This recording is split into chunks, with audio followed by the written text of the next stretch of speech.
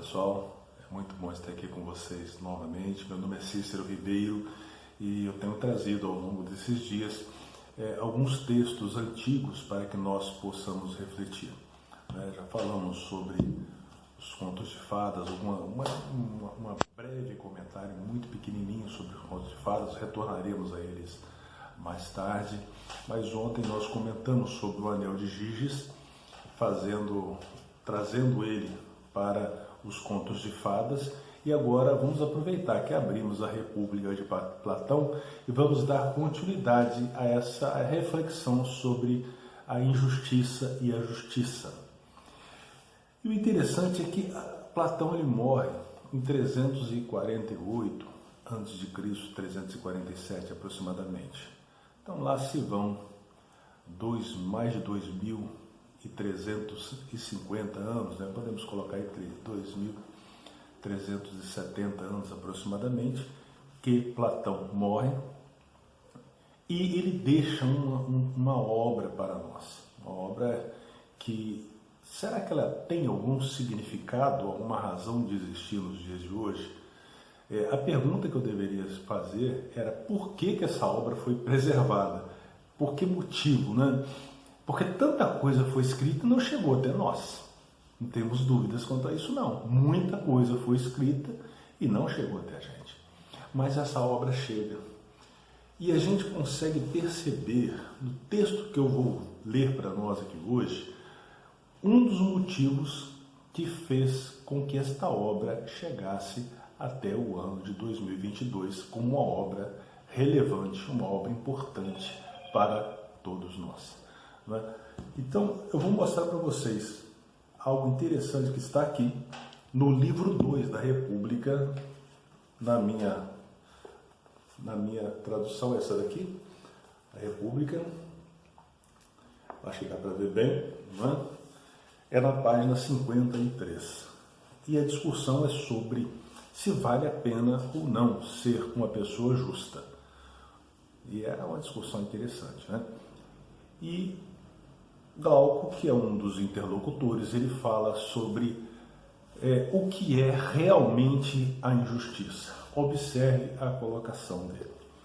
Da mesma maneira, o homem justo, se realmente assim pretende ser, deve realizar com perspicácia suas injustiças, passando despercebido. Quem se deixa apanhar deve ser considerado medíocre, porque o cúmulo da injustiça consiste precisamente em parecer justo sem o ser. Deve-se, portanto, atribuir ao homem completamente injusto a injustiça perfeita, sem qualquer abrandamento, e conceder-lhe atrair sobre si a máxima reputação de justiça, apesar de sua extrema injustiça.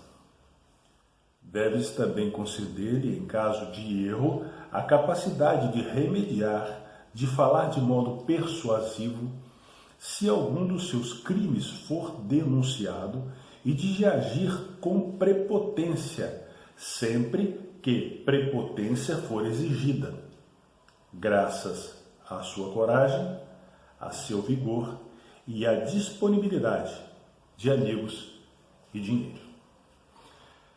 Esse texto, eu não sei ao certo quando ele foi escrito. Platão morre em 347, 348 a.C. aproximadamente, mas ele foi escrito mais ou menos nessa época. E o interessante é que ele traz o que, na visão de Glauco, seria o cúmulo, seria a mais completa injustiça. E para ele, a completa injustiça seria a pessoa ser injusta, totalmente injusta, ser uma pessoa que pratica injustiça no seu dia a dia, mas ela atrair sobre si uma aura de justiça. Então seria a pessoa praticar os seus atos de injustiça sem jamais ser descoberto. Isso é tão interessante que ele chega a comparar aquele que é descoberto como medíocre, como mediano. Hoje, medíocre ganhou um entendimento completamente diferente, e medíocre é o resto do resto que não serve para nada.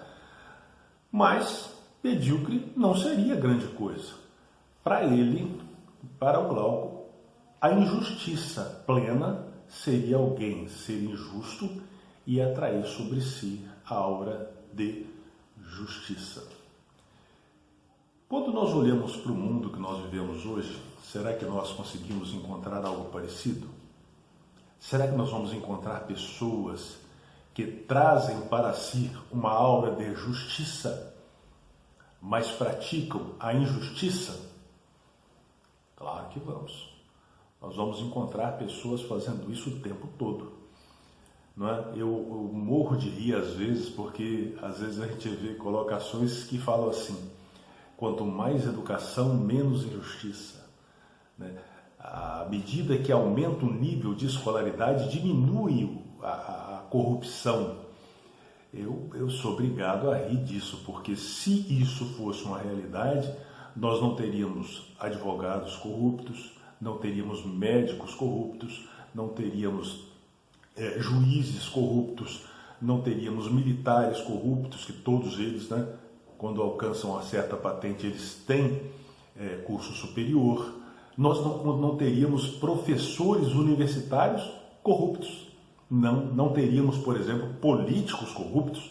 Afinal de contas, a grande maioria dos nossos políticos possui um grau de instrução de nível superior. Alguns são até doutores. E, no entanto, a corrupção, ela existe. E não apenas no Brasil, mas em todas as partes do nosso planeta.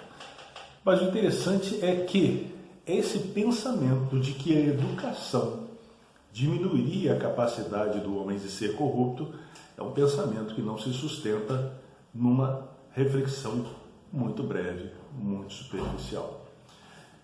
E a ideia é essa. Por que o texto de Platão chega até nós?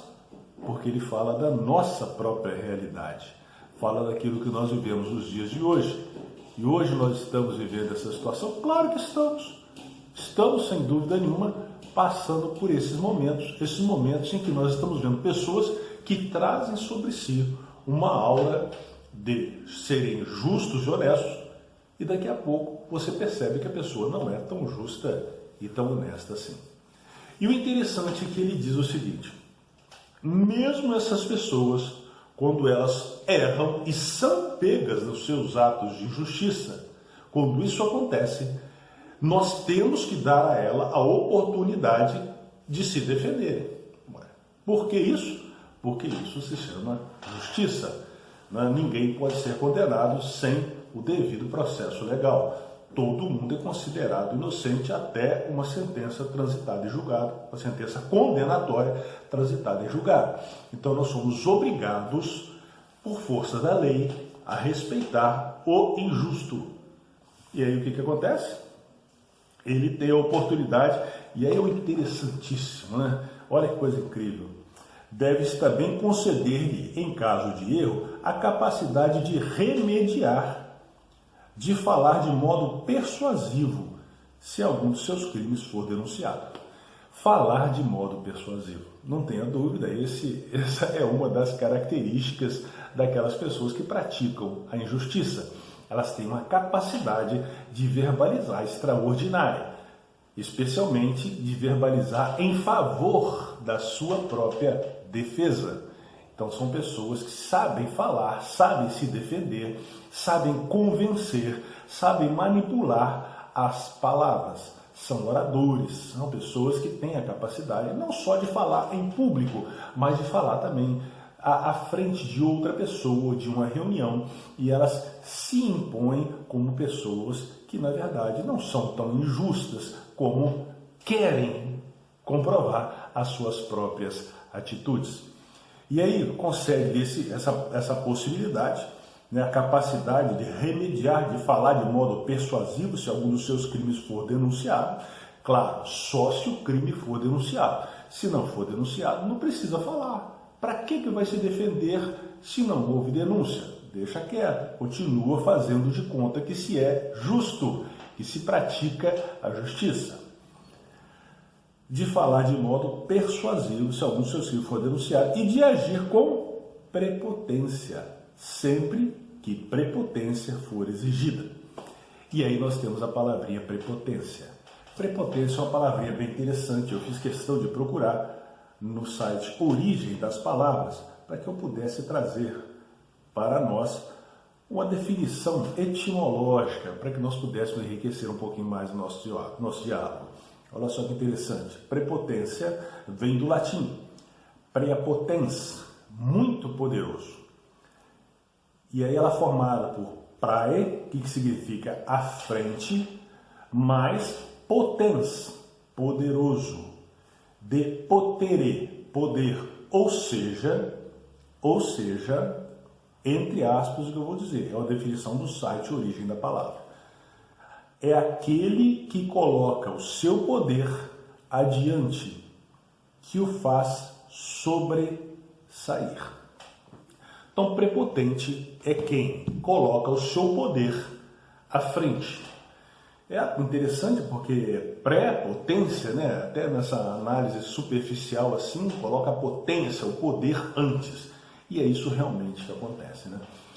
E aí eu tenho certeza que o amigo ou amiga já teve a oportunidade de ver algumas colocações. Quando eu fazia faculdade de letras, lá na universidade, da Faculdade de Santa Marcelina, em Muriaé, era muito comum nós vermos pessoas participando de mesas redondas, de debates, e era sempre assim, as pessoas diziam assim, eu enquanto falava o nome do curso, eu enquanto especialista em tal, acredito nisso.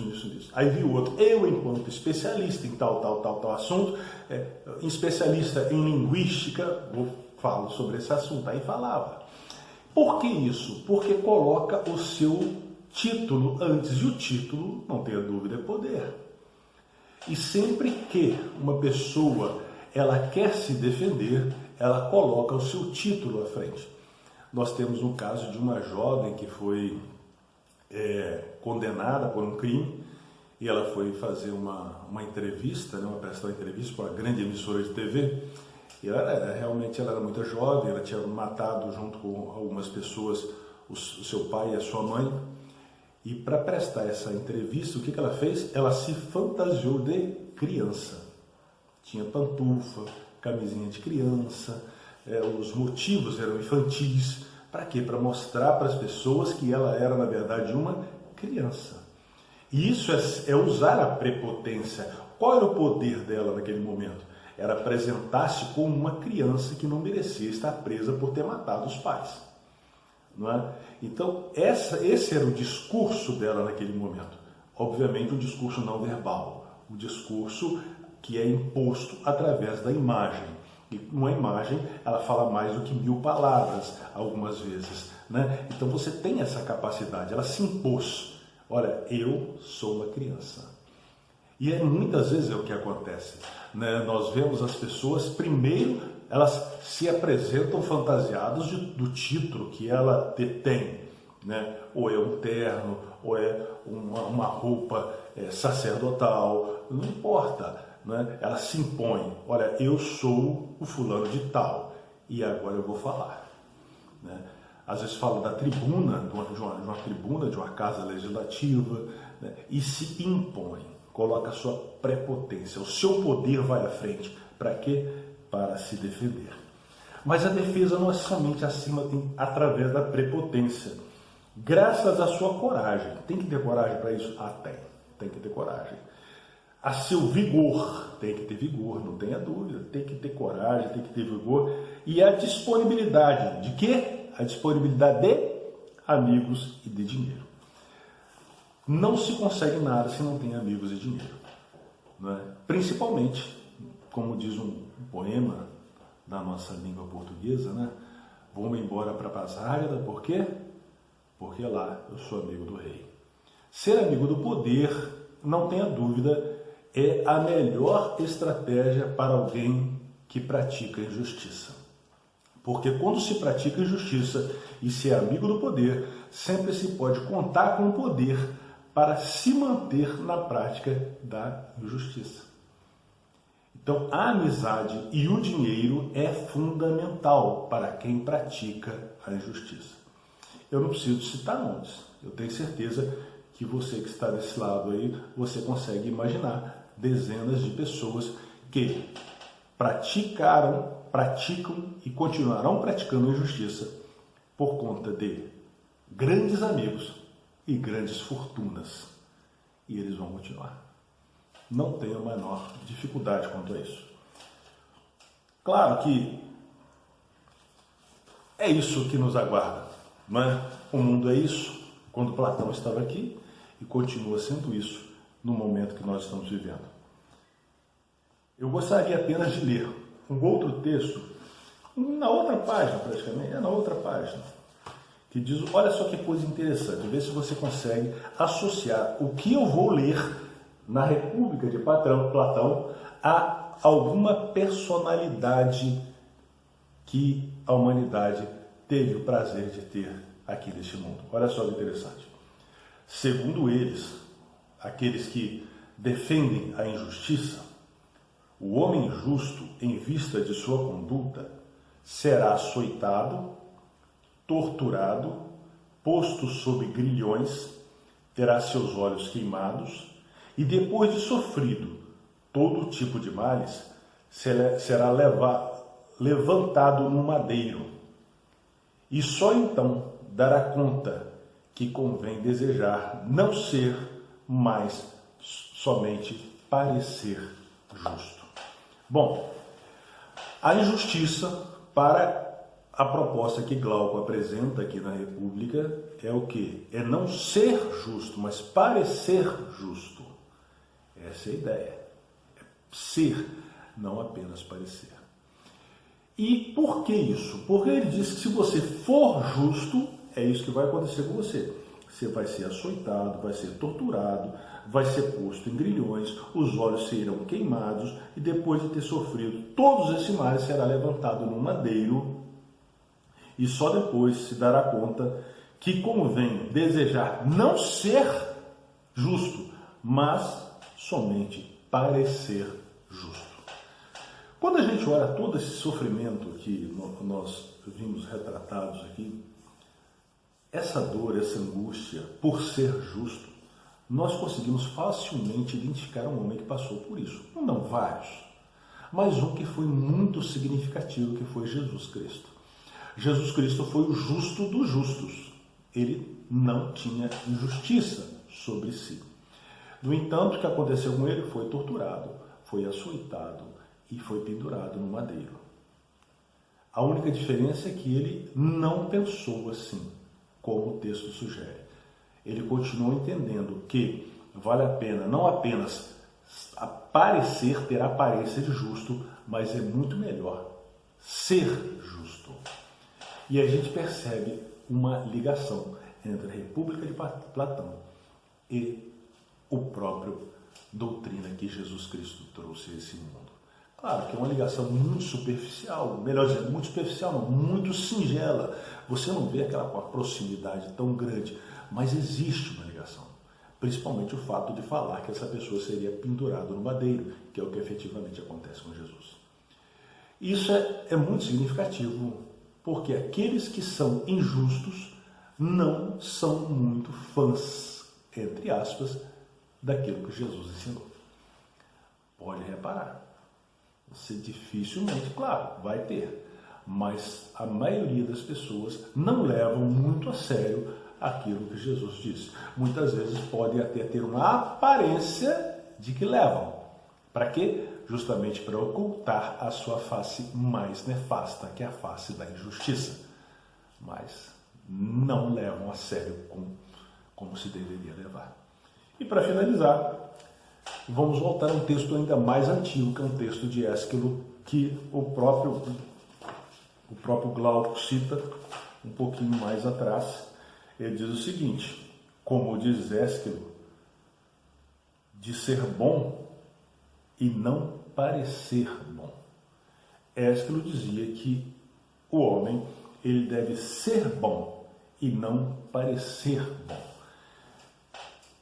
Nessa perspectiva, a gente vê uma colocação de um texto antigo, um texto de Ésquilo, provavelmente uma tragédia, que diz o quê? Olha, o importante não é você ter a aparência de que você é bom, mas o importante é você ser bom. E aí nós percebemos como que o mundo vive hoje. O mundo está mais preocupado em ter a aparência de ser bom ou efetivamente ser bom. Os homens, as mulheres, as pessoas de uma maneira generalizada, elas estão preparadas, preocupadas mais em ter a aparência de justos ou de praticar justiça. Como é que estamos hoje? É uma reflexão importante que a gente deve fazer. E aí, quando a gente pratica essa reflexão e a gente percebe que esse texto está muito mais atual